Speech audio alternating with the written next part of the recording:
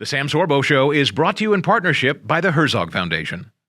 Hello there. Trump is back. We have the post-election highs and some meltdowns. Also, the story of a man who was targeted for his support of Trump.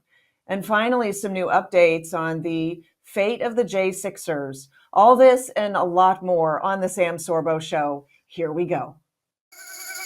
Sam Sorbo, Sam, welcome back to the program. I'm glad to welcome Sam Sorbo. It's great to have you here.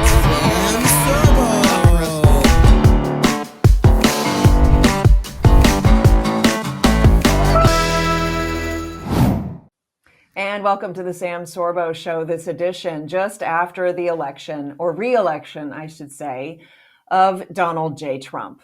As the 47th president of the United States of America, we are still celebrating, can't help it. The Dow celebrated with a leap of 1,500 points the day after the election, record high, the best day since 2022.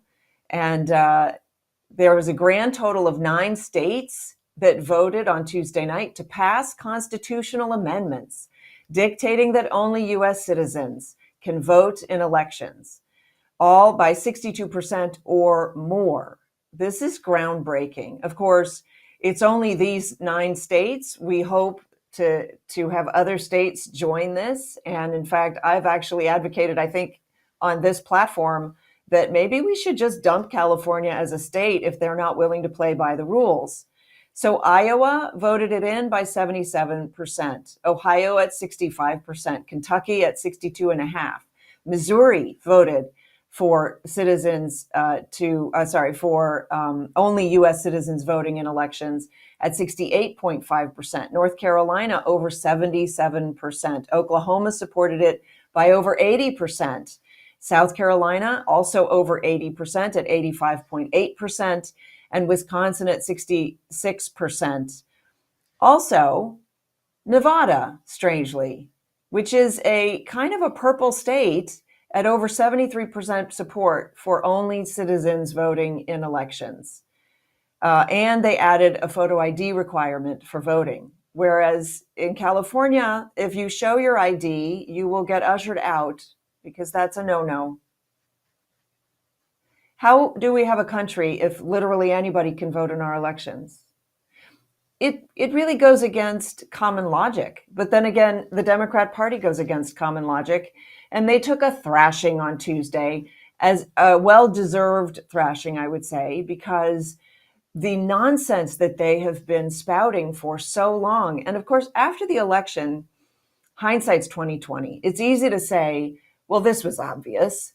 People can't put up with grown men changing in girls' locker rooms or even just sitting there watching young women change clothes in front of them. Who in their right mind would support a man entering a women's sport and beating the crap out of her as anything close to okay? And yet the Democrats, I think, have been gaslighting us for so long. I will tell you perfectly honestly, and I appeared here on Patriot TV on election night, I was doubtful we would have a result election night, much less that Trump could actually get hold of the election enough to stop them from cheating. But apparently the Republican Party has done tremendous work over the past 4 years to prevent the kind of cheating that we've seen in previous elections. Now, I know I shouldn't say anybody cheated, but I don't know how you can justify that more people voted for Biden who did not campaign, who campaigned from his basement during COVID, than people voted for Obama for the first time around. I don't know how you can make that claim with a straight face. I read this recently. I was at Barnes & Noble earlier. I asked the clerk if they had Donald Trump's new book on how to deport illegal immigrants. And the clerk said to me, "Hey, get the beep out of here and don't come back." And I said, "Yeah, that's the one. What shelf is it on?" I'm sorry. Nobody knows really how they're going to pull that off. The logistics of deporting 11 million plus. Nobody knows. Nobody's really sure how they're going to find them either. But I will tell you this, A lot of them are receiving government aid. And if they're taking money from the government, we can find them. And if we can find them and we can give them money to stay in the United States, I think we can find the money to deport them. And frankly, while I understand that many people come to the United States just seeking a better life, the way to seek a better life is not to start by breaking the law, because that gets you a vote of no confidence for our American way. All right, Kamala conceded the election. Here's a little snippet of her concession speech. To the young people who are watching, it is okay to feel sad and disappointed, but please know it's going to be okay. On the campaign, I would often say, when we fight, we win. But here's the thing. Sometimes the fight takes a while. That doesn't mean we won't win. That doesn't mean we won't win. The important thing is don't ever give up. Don't ever give up. Don't ever stop trying to make the world a better place. You have power. You have power. And don't you ever listen when anyone tells you something is impossible because it has never been done before. Yeah, like Donald Trump's comeback. Thanks for that. She teed that up so nicely. I will say at the beginning of that little snippet, she says, and to the young people, I know that you're upset, but don't be dismayed. It'll be okay. Now, mind you, she's been telling these people that Donald Trump is Hitler, that he's going to remove their right to vote. That was the latest sort of fear-mongering that came out of the campaign, that Donald Trump was going to prevent people from voting ever again. He's such a dictator, that he's Hitler, that the Republican Party is a bunch of Nazis, that they're coming after your reproductive rights, that they like all of these terrible, terrible things. And then she goes out there and says, it'll be okay. It's almost like she didn't believe any of the lies that she told during the campaign, isn't it? And they were lies, which is really what makes it very sad when you realize the extremes to which the Democrats will go in order to try to win an election. And if they're willing to lie, why wouldn't I think that they'd be willing to cheat? And by the way, if they truly believe that, which clearly they don't, but if they at least she doesn't, if they truly believe that Trump was Hitler, why wouldn't they cheat? I think you have to prove to me first how they didn't cheat, rather than me proving to you that they did. The odds are actually overwhelmingly that they did cheat and tried to cheat again this year. I'm just saying. All right, this is some of the reaction of The View. They actually think that Kamala ran a flawless campaign. Watch this. Some pundits are asking what the vice president could have done differently to break through with the voters. Of course, she only had 3 months to campaign, rally. She kicked his butt all over the country over the course of those 2 months. She did every debate, every interview. People kept saying they didn't know who she was, so then she told them who she was. So how much more could she have done? Or should she? I mean, aside from buck naked dancing on the top of the table, I don't know what else she could have done. I don't think she could have done more. I think she left it all out on the field. I think she raised $1 billion in 3 months. I think that she ran a flawless campaign, and I maintain that. Why are these people so weird? You know, they're the ones who came out calling J.D. Vance weird. And now, as in true Trump fashion, the word stuck to them like glue. I'm sorry, Whoopi, but saying that she should have maybe danced butt naked on top of the table, that's just weird. That has nothing to do with politics. It has nothing to do with running for the presidency of the nation. It's just weird. And notice how she said she only had 3 months. It's almost like that was the cover. She only had 3 months. Then later in the same clip, she only had 2 months. And she ran a flawless campaign. She kicked Donald Trump's butt all over the nation. Sorry, it was really the other way around. Did you see the rallies that he held? I mean, I know you've got cognitive bias and you've got all of these other medical conditions in your head. But seriously, you got to do some really fast-paced lying to yourself to calculate that way, that she ran a flawless campaign. It is true she raised $1 billion and she spent $1 billion, which proves that despite spending $1 billion, the American people are just not going to take it. And in fact, Whoopi said, you know, they asked her to explain who she was, so she did. No, she didn't. She never said anything that was remotely coherent. They said, well, basically you're running on a platform of change. So how do you differ from Joe Biden? Not at all. There's no daylight between her and Joe Biden, she said. They have the same views on everything. She wouldn't do anything different. She wouldn't even do the withdrawal from Afghanistan differently than Joe Biden did. I think that is scary, actually. And then she kicked Trump's butt. Trump went on Joe Rogan, which I think was actually perhaps very telling about the entire campaign, or rather had a deep impact on the campaign, on the vote tally. He went on Joe Rogan for over 3 hours. They just shot the breeze for over 3 hours. Cogent, clever, funny, engaged, intelligent, remarkable.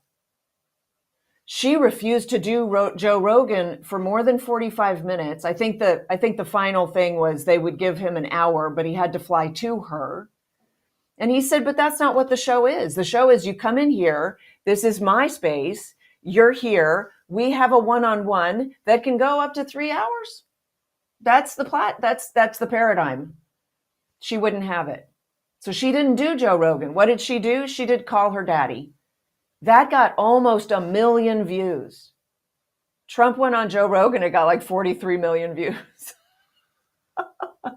I'm sorry. There was some butt kicking, but it wasn't her kicking his butt.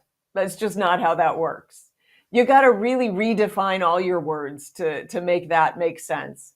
This is a chart that just went up on Twitter, the vote tallies. Now, the fact is that we don't have all the votes in from 2024 yet, but still, this is a very telling graph. It's a very odd graph because if you see, yes, the Republicans have improved in votes over time. And in 2020, there were a lot more votes. That's weird. That was the year of COVID, remember? When there were all the mail-in ballots and everything. But that third bar, that third blue bar, which is twice as high as the previous 2 election cycles for the Democrats, they did twice as well with Joe Biden running from the basement than they had done in the previous 2 election cycles. And one of them includes Obama. I'm sorry. You got some splaining to do there. All right, finally, on CNN, I think it's Jake Tapper is asking, so show me where Kamala at least outperformed Biden. Let's see that. So you asked, are there any places that the vice president is overperforming Joe Biden in 2020? So we could show you that as well. We just bring that out here. Harris overperforming in 2020. Holy smokes. There you go. So let this go away and see if there's anything on the east side there. Literally nothing? Literally nothing. Literally not one county? What? She didn't outperform Joe, but she's a woman. She's black. That's crazy. And to add to it, here's an image of some of the meltdowns that are happening on Twitter right now. Apparently, the new thing is to cut off all of your hair in protest to Donald Trump becoming president. Oh, please. Are you serious? Bring it. There's a ton of videos. That one image that I just showed you is a woman who spends more than 3 minutes just trying to cut her hair. She actually doesn't succeed with the first tool that she gets. So then she has to go find another tool. And it's like she thinks that she's sticking it to Donald Trump by cutting off all her hair. It's very odd. These people are weird and wacko. What's coming? Elon Musk is apparently going to clean out the corruption, and RFK Jr. has just vowed to remove entire departments of the FDA. That's in other words, like the Department of Nutrition, gone. He reminds me of Javier Milei at the blackboard, just pulling the names of the departments off the board and tossing them. We will see, because there are over 400 departments, federal departments in our government, over 400. That's the creation of 2 departments per year for the whole time that we've been a nation. All right, with that, we're going to take a quick break, and I'm coming back with Jason Bermas, who is going to make some sense of the election for us. So stay tuned. This is the Sam Sorbo Show. We'll be right back.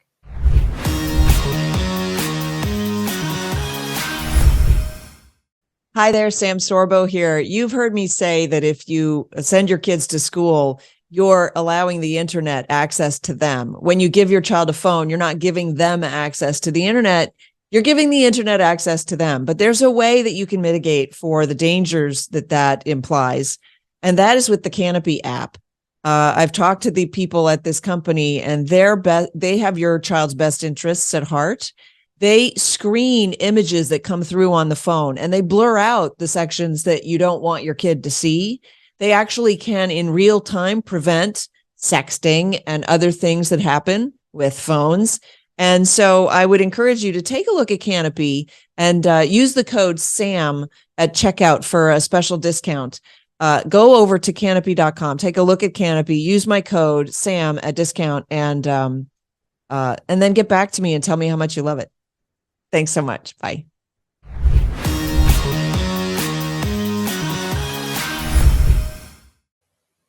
And welcome back, fellow patriots, to the Sam Sorbo Show. He is the host of Making Sense of the Madness. But today we're going to make some sense of the election. Jason, welcome to the program. Thanks for having me. Yeah, it's good to see you. So what was let's talk about your big takeaway from the election and what has happened since then, because there's a lot that's happened already just within the first 48 hours of Trump being declared the winner. So let's start with some of the things that you were pointing out. I, too, was skeptical that we would have a result that evening. You were showing Tapper and King earlier in the evening. They were assuring everybody that there would not be a result. And really, if you looked into the morning of the next day, there were still the holdouts, right? MSNBC, AP News, etc. They had not yet conceded. I was watching MSNBC. I just think it's hilarious. You said that they didn't concede. They're news organizations. Like, I get it. They didn't want to, but it wasn't their job to concede. Their job was to report the news, and they didn't. So hilarious. Well, again, I mean, that's if you can. I think we all know concession is actually the right term, right? Because I mean, the compilation of the meltdowns are out there. To me, Rachel Maddow sitting there going, "What's he going to declare? I don't understand what's going on." No, you understand. This was a landslide victory. Now, let's look at that.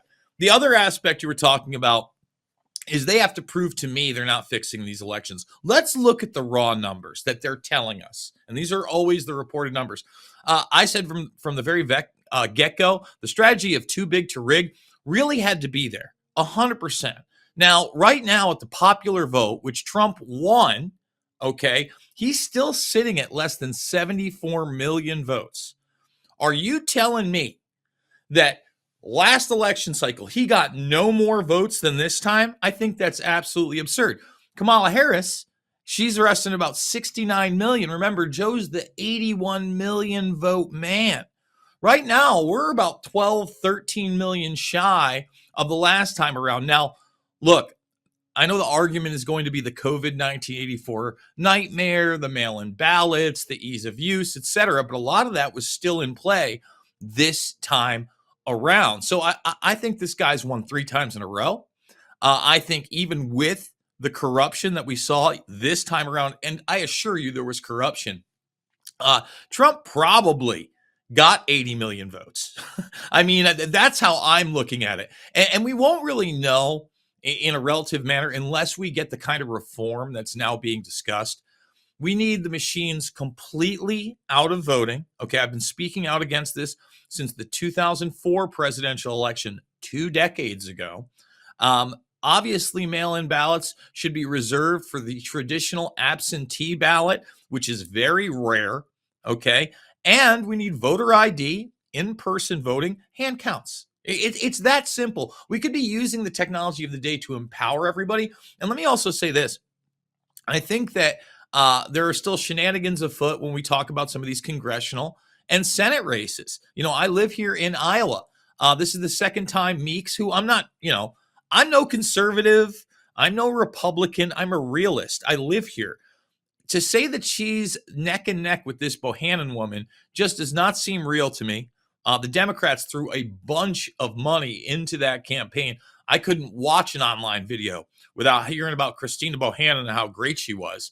But at the same time, I'm right now, we're in a position where we have to assure that Trump actually gets sworn in on Inauguration Day. That's a big important thing. We've still got the sentencing from New York coming up in a couple weeks. The headlines as of right now is they've arrested 2 people in an assassination plot, and a third is on the loose. They're currently blaming Iran. I'm highly skeptical of that, but I'm not highly skeptical of the fact they don't want this guy in office. We've got a long journey ahead of us. And then once he actually takes office, I think we have to really remain vigilant that a lot of these things that have been said on this campaign trail, a promise said is a promise kept. Let's keep it in that direction. It's not going to be an easy road. So I would just say for people to be adamant, vigilant, and not try to make excuses as this administration gets in. But let's get there first. Yeah, well, sure. We still have to get there, and there's a couple of months to go before we're there. But I also wanted to point out that within the first 48 hours, you've got the Hamas saying, hey, we also don't want the war to continue. You've got the Houthis that have withdrawn. They were like, oh, we were just protecting, but we'll get out right now. So you don't have to worry about us anymore. It's so amazing when daddy comes home. Like when daddy comes home, the kids start to behave, right? Well, I would say this. I think the vast majority of them have actually wanted some kind of a peaceful strategy. And look, Trump was not perfect in his foreign policy during his administration. I have high criticisms of there. He stabilized the Middle East like no other president in my generation. And on top of that, we didn't start any new wars. I didn't like what he did in Syria. I don't like him talking about that now. But I think one of the big things for me on that campaign trail that I want to hear kept and now hear people on the left mocking is the idea that before he steps in office, he can stop this Ukraine-Russia conflict, which is totally and completely insane. Forget about the financial drain. Let's talk about the human drain for a second. I know I'm going to be pro-Putin for saying this, but I don't like seeing busloads of Ukrainian kids, 16, 17 years old, male and female, go into the meat grinder. I don't like seeing dead babies in my feed from the Middle East. I don't like any of it. And I think that, when you saw that Putin interview with Tucker Carlson, it was very evident there were no real U.S. communications firsthand with Putin. Most of the stuff that was going on would probably be through surrogates and surrogates on our side from Blinken. I don't even think they were in touch with him or anybody high up in the administration. Obviously, that's going to change day one. And I think what's going to change in the Middle East is, look, Trump doesn't like seeing dead kids either. He's going to say to Netanyahu, all right, what's the plan? And when do we stabilize this thing? What do you need to do? And let's do that. And I think that everybody that wants to come to the table to talk to Trump knows that he will talk to them. Again, remember, this is a media that continued to demonize the guy for stepping in to North Korea for the first time and talking to their leader. What's wrong with that? We need more of that, whether or not you like the country or their policy or the party they represent. Communication on a firsthand level is always the most important thing. That's right, because communication is always the last thing before you resort to violence. But of course, we know the left willingly resorts to violence before they even communicate. They prefer it, actually. And so it doesn't surprise me when they are upset that Trump is actually speaking with people as opposed to resorting directly to violence. It does seem like a a big switcheroo because they used to be the peaceniks and now they're certainly not. And it turns out that we're the again, I peaceniks. used to march with Imagine code that. pink. Yeah. I yeah. used to, it's the most insane thing for me. I got into this game during the Bush administration. First term, obviously the second Bush administration. I was a little bit too young Right. before that. But, it was the left that was free speech. I was worried about the Republicans and censorship. They were the ones talking about hate speech all the time, right? You got to remember, this is a big bait and switcheroo game. You look at 9/11 and even today, our basic foreign and domestic policy is based on that narrative. DHS, which has been totally inverted on the American people, was sold us to go after the bad Muslims. They sold us there were a number of different things that they sold us during those years. Listen, we got to cut it short here. Jason Bermas, make sure that you tune in to Making Sense of the Madness every day at 5 o'clock here on Patriot TV. My name is Sam Sorbo. This is the Sam Sorbo Show. We'll be right back. Don't go anywhere.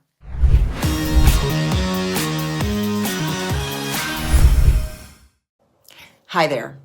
So for years, I've been harping on the problems in our schools and the fact that most of our government schools, our factory schools, have been overrun by this progressive ideology that is really at war with our traditional American values, our Judeo-Christian values. And parents have finally started waking up more and more, which pleases me to no end. But they're worried about what to do. They are not sure which way to turn, and that's why it gives me great pleasure to announce my continuing partnership with the Herzog Foundation. So the Herzog Foundation is a trusted source for K through 12 Christian education. They have a really remarkable suite of resources for parents and for families. They have an online publication known as The Lion and a network of podcasts, including mine. So they can offer a wide range of advice and information for Christian parents to make the best decisions regarding the education of their children and the values that they instill in their children. And so if you want to find out any more about this remarkable organization, just go to herzogfoundation.com. That's herzogfoundation.com. Thanks so much.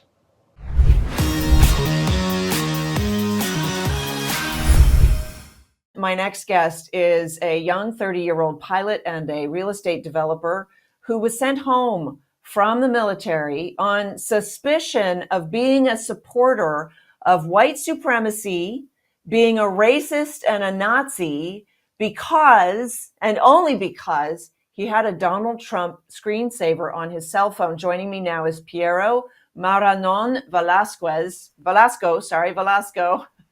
Welcome to the program. I see you're wearing the appropriate attire. I understand.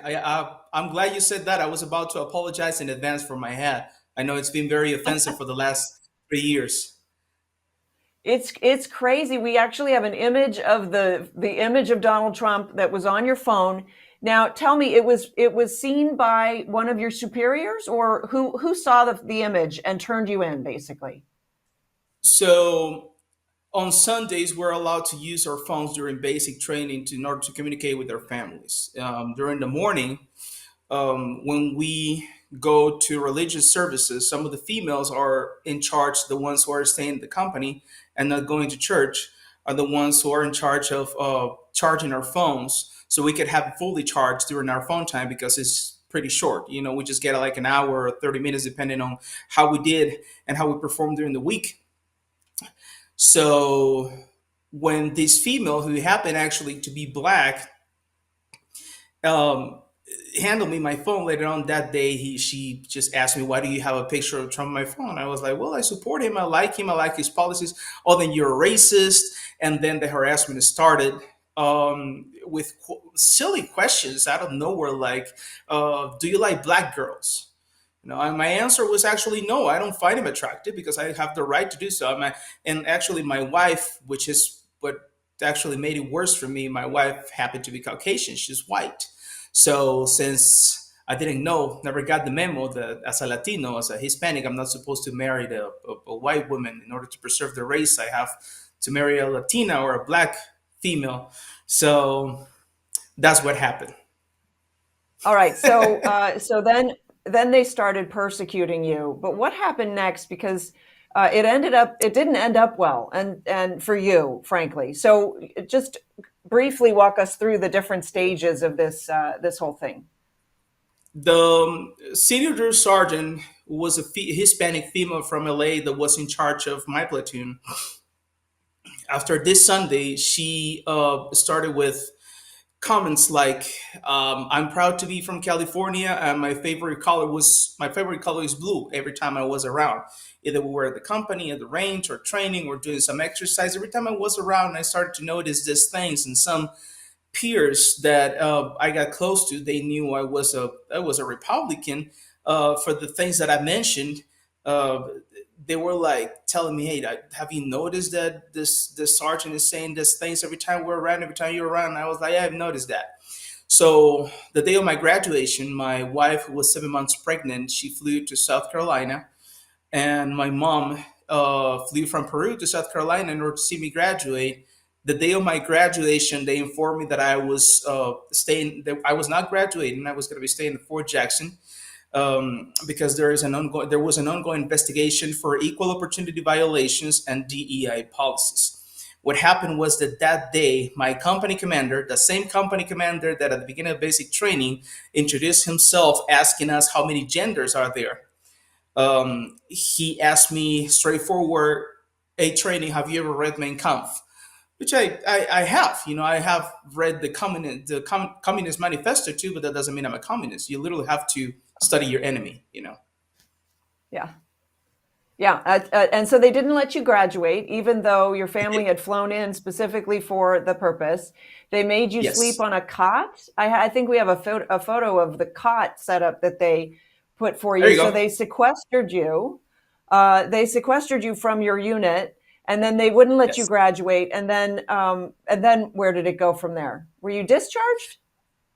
I was discharged till March of this year, not on the conditions that they were planning on, because actually the Republican Party from Arizona got involved. Since I was living in Arizona then, a couple of senators and actually Congressman Elijah Crane went in person. He flew from Washington to South Carolina in February of this year to interview the general and my chain of command. There is actually an interview of Eli Crane on Steve Bannon's show talking about my case, that he was actually convinced that I was being railroaded. Being railroaded. And so have you gotten any positive resolution from all of this? Yes. So a lot of people got involved. The Arizona GOP provided me with legal support, and we submitted a packet to the Army Board of Corrections on July of this year. Actually, a month and a half ago, I think it was in September, I got a confirmation from the Pentagon that they received the packet that I submitted in July, and they're working on it. Hopefully, with this election, this was entirely political motivated, and hopefully, with this election, we are going to have a favorable outcome. Yeah, I have here Don W. Jenkins is a colonel, retired in the U.S. Army, and he wrote that I was convinced that a miscarriage of justice was taking place. Ultimately, did take place with Private Maranon being removed from his role serving in the U.S. Army, and he actually wrote this letter and recommended that you get hired and you got an endorsement from General Flynn as well, a wholehearted endorsement, I should say. This is just a miscarriage of justice. What message do you have for other young people who have enlisted in the military, thinking that this would just be basically the greatest adventure of their life, right? Of their lives. That's what it's being sold as. What advice do you have for them? Enlist, join. America didn't fail me. The Army didn't fail me. Just a small group of corrupted and incompetent officers are not going to bring down centuries of victories of the most powerful army in the entire nation, in the entire world. So America's is still great. The armies is still great. Serve your country, and it's going to give you a lot of satisfaction. Just still join, still enlist. That's actually an amazing testimony. Now, I know you're from Peru. How did you become a U.S. citizen? So it's a very long process if you do it the legal way, actually. I applied, I've been applying since 2011. In 2017, I finally got a confirmation. I came to the United States and I got a green card, which it's kind of, you have the same privileges as a citizen. The only difference is that you don't have a passport and you're not allowed to vote. Well, so on March of this year, since I was going to become a citizen regardless because of my process, but because of I actually enlisted in the army, that accelerated my process a little bit. So I became a citizen on March of this year, which the army wasn't planning on doing at all, because if it was not for the Arizona GOP, I would have been deported back in November of last year. That's amazing. Listen, Yes. Piero, Maranon, thank you so much for coming on the program. I really admire you and respect your will to fight and your will to serve. So thank you so much.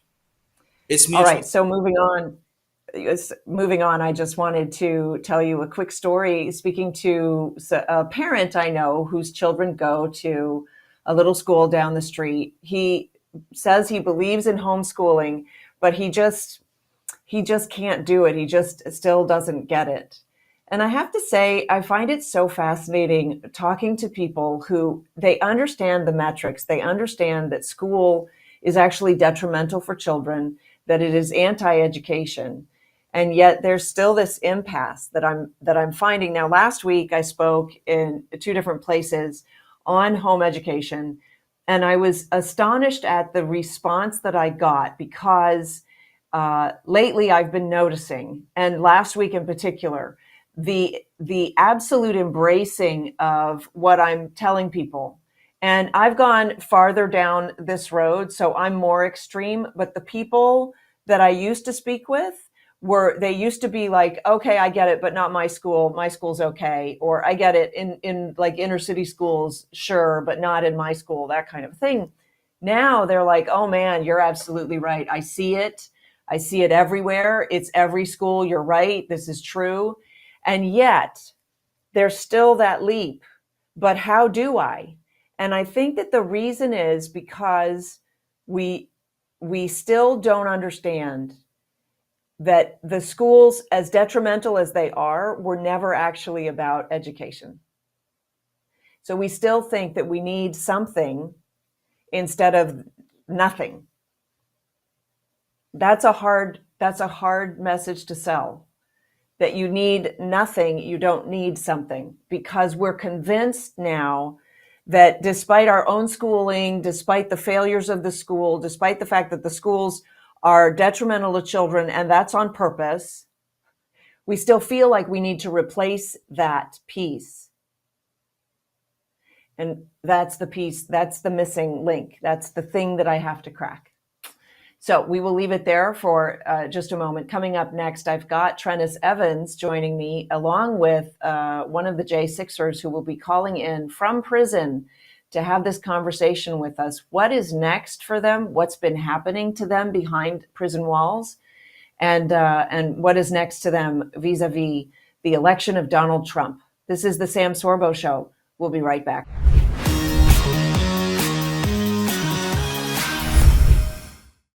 Hi there. Have you been looking for a science curriculum with a Christian worldview? Well, look no further than Light Lab. I've known Suzanne O'Shara since I created the movie Let There Be Light.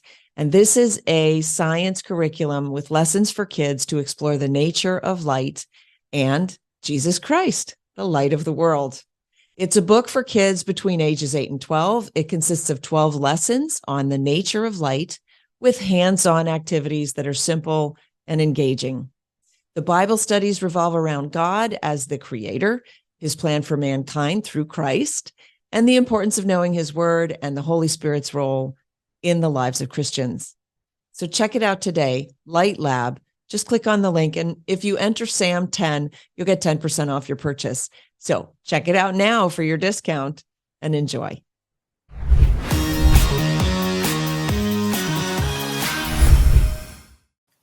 And welcome back to the Sam Sorbo Show. I'm joined now by two guests. One is Treniss Evans. He is an author and a January 6th expert. He's the founder of Condemned USA, which is a legal advocacy group focused on restoring the rights and freedoms of the January 6th victims. And my second guest is a January 6th political prisoner. His name is Edward, or Jake, Lang, and he's an activist. He's also the host of the Political Prisoner podcast. So he podcasts from prison, I guess. Anyway, they are both joining me right now. Jake is on a limited time appearance here on the podcast, on the show, but welcome to you both.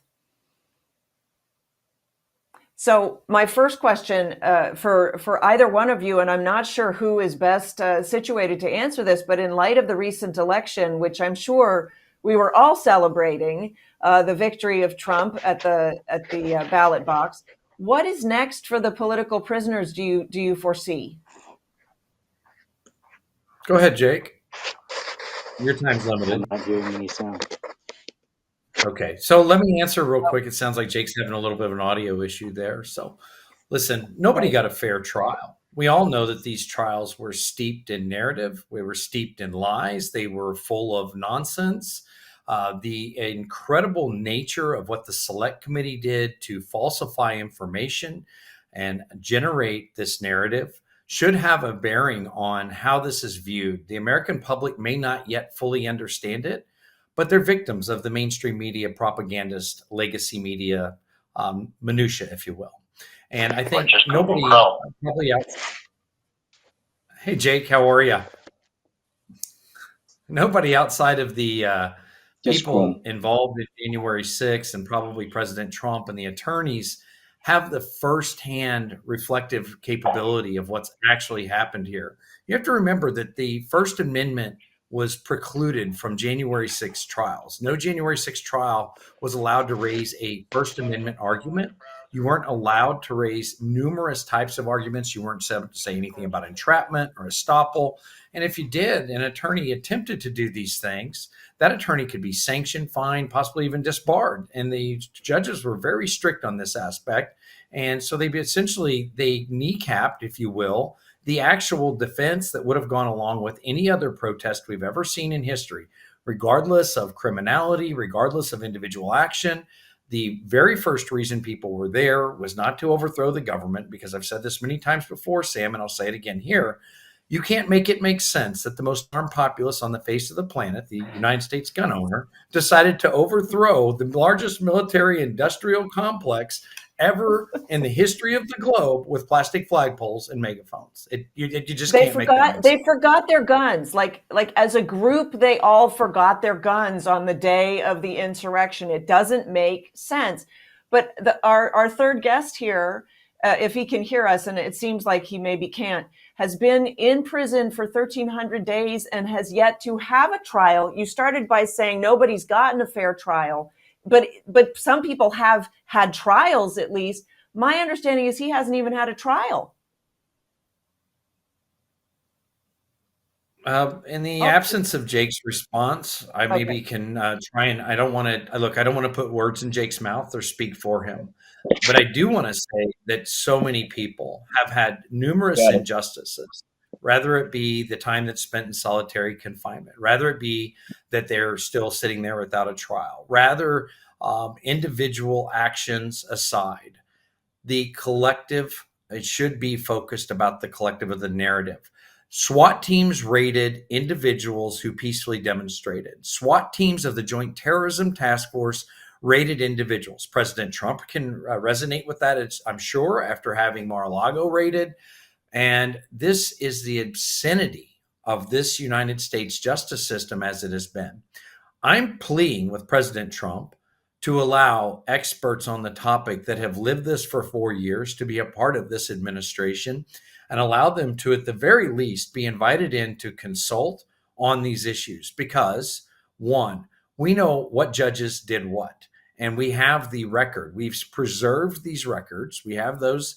Additionally, we know what prosecutors did what. And I'm telling you, prosecutors regularly colluded with the government in certain ways, whether it be the select committee or whoever else they did it with. But we know for a fact that they went in front of these judges and things were accidentally released.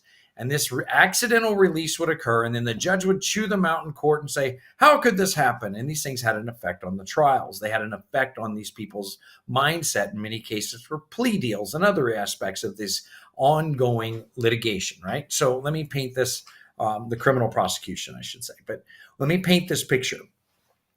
Individual actions aside again, I want to get into the reality of what is so inconsistent with the law. Nothing like this has ever happened. This crime, if it was a crime, was political in nature.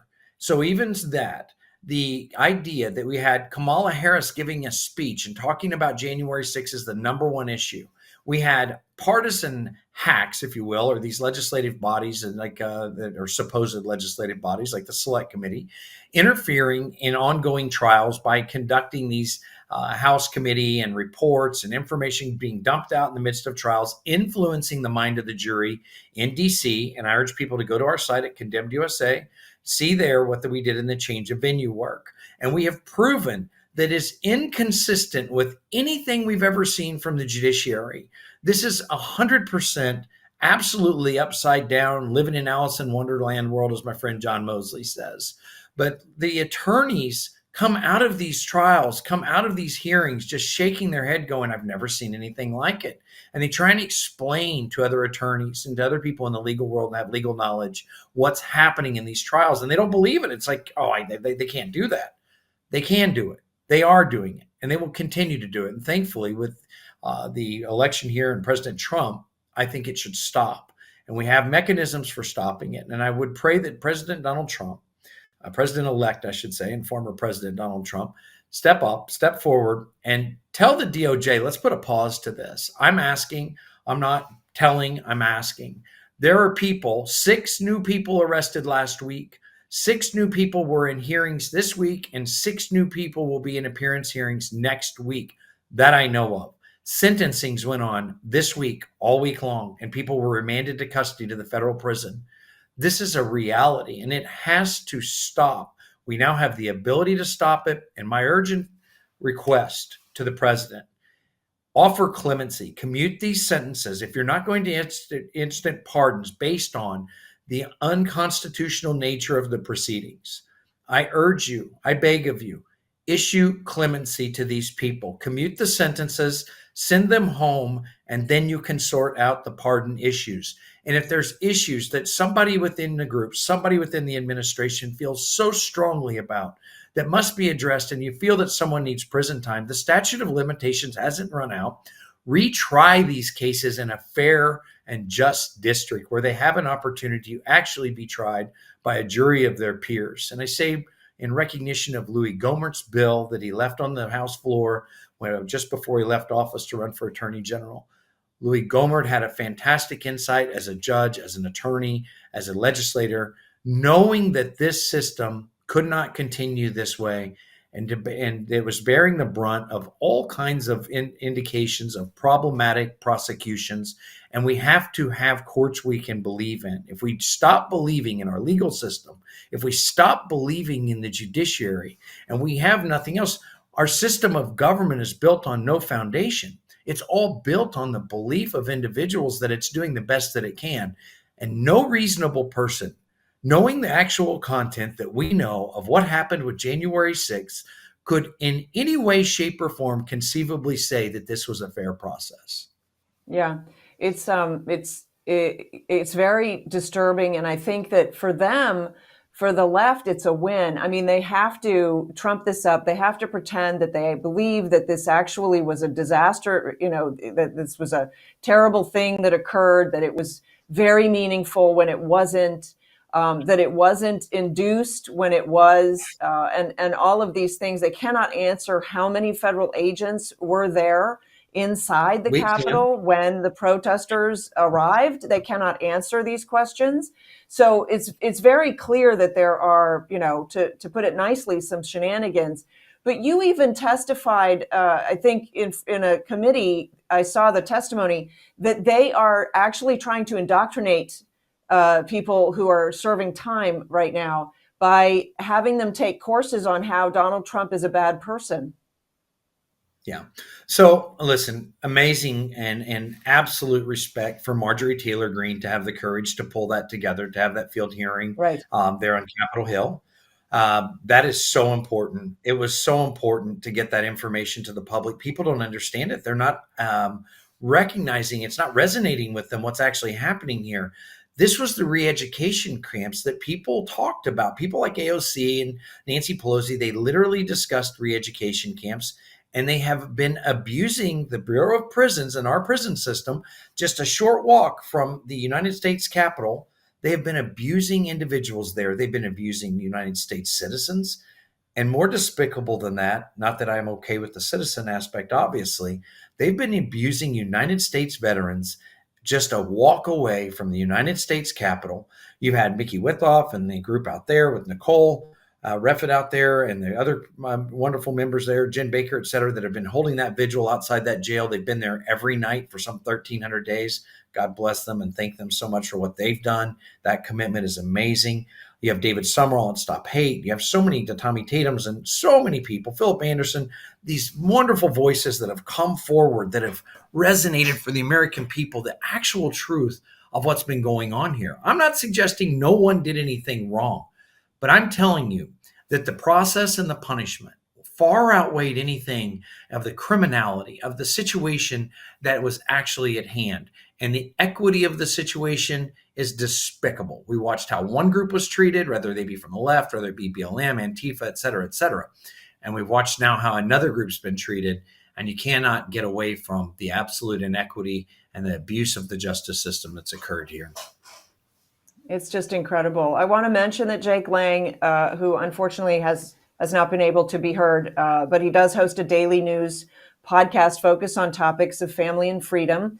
It is recorded live from the Alexandria jail, and it's featured on the Gateway Pundit, also on Spotify and Apple Podcasts. He has a documentary called The J6 Truth. You can go to j6truth.org. And he has a book available for pre-order, Patriot Prisoner. That's available for pre-order. Treniss Evans, thank you so much for joining me. You have a book called Call It Insurrection Comrade, January 6th. None Dare Call It Justice. And this book, there you have the cover of it, it's been endorsed by General Flynn and Lara Logan. I want to thank you so much for coming on the program. There are still a lot of people who are serving time who probably should not be, and certainly should not be under the circumstances that this incurred. So thank you so much for joining me. This is the Sam Sorbo Show. That does it for us. But I want to encourage you, speak truth. Speak it boldly. We'll see you next time.